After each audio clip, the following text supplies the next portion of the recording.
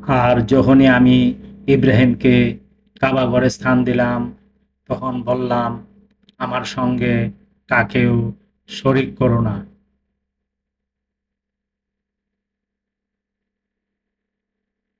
আর আমার এ গৃহকে পবিত্র রেখো তাওয়াফকারী, নামাজি ও রুকু সেজদাকারীদের জন্য।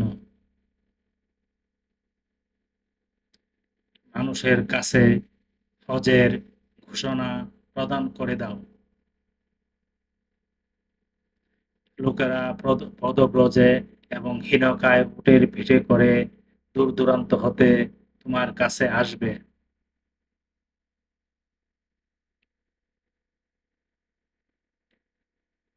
যেন তারা কল্যাণময় স্থানে হাজির হতে পারে এবং প্রদত্ত জন্তুর উপর নির্দিষ্ট দিনে আল্লাহর নাম নিতে পারে, যা তাদেরকে রিজিক হিসাবে দিয়েছেন।